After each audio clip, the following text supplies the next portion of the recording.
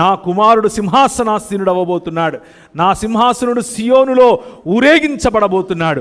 నా కుమారుడు సియోనులో ఆయన రాజ్యమును సియోను నుండి పరిపాలించబోతున్నాడు అని చెప్పాడు. అయితే అందరూ అనుకున్నారు, శిష్యులు కూడా అనుకున్నారు, అయితే ఇక రాజ్యం వచ్చేసిందా, మాకు ఇచ్చేస్తావా?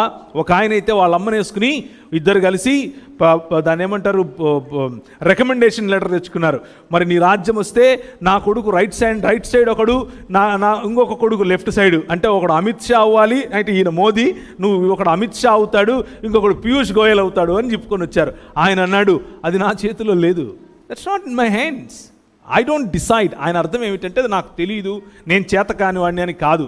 ఆయన అన్నాడు, అది నిర్ణయించుకోవాల్సింది నీవు, అది నీ చేతిలో ఉంది. ఆయన రాజ్యమందు శ్రేష్ఠుడవ్వాలి అని అంటే ఈరోజు అందరికంటే, లేకపోతే అందరికీ సేవకుడవవు. నేను చూపిన మార్గము, నా మార్గము, దేవుని రాజ్య మార్గము, అది సేవ, అది సేవా తత్పరత, అది పరిచర్య ధర్మం, అది ప్రేమ, అది న్యాయం, అది కనికరం, అది దీన మనస్సు, అది పై వస్త్రము విప్పగలిగినటువంటి ధైర్యం, అది కాళ్ళు కడగటానికి ఇష్టపడేటటువంటి తెగువ, వీటన్నిటినీ నాకు ఇచ్చింది పరిశుద్ధాత్ముని యొక్క అభిషేకం.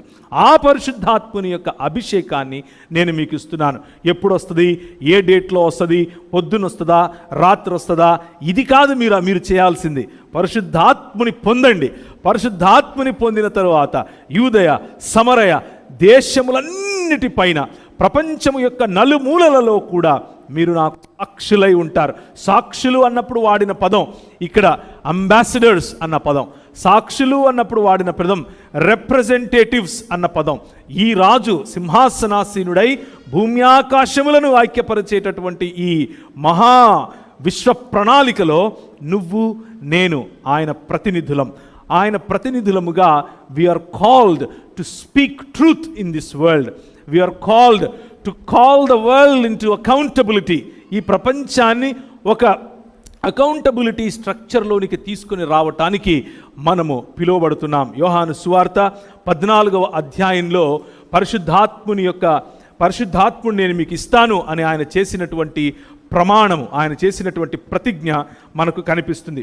పరిశుద్ధాత్ముని యొక్క తండ్రి యందు నేనును, నా యందు తండ్రి నీవు ఉన్నామని నీవు నమ్ముటలేదా అని చెప్పిన తర్వాత, తండ్రి మరియు నేను ఒకటే అని చెప్పిన తర్వాత, వీరి గురించినటువంటి మాటలు మాట్లాడుతూ, నా నామమున మీరు నన్నేమి అడిగినను నేను చేస్తాను, మీరు నన్ను ప్రేమించిన ఎడల నా ఆజ్ఞలను గైకొంటారు, నేను తండ్రిని వేడుకుంటాను, మీ యొద్దకు ఎల్లప్పుడూ ఉండటానికై ఆయన వేరొక ఆదరణకర్తను అనగా సత్య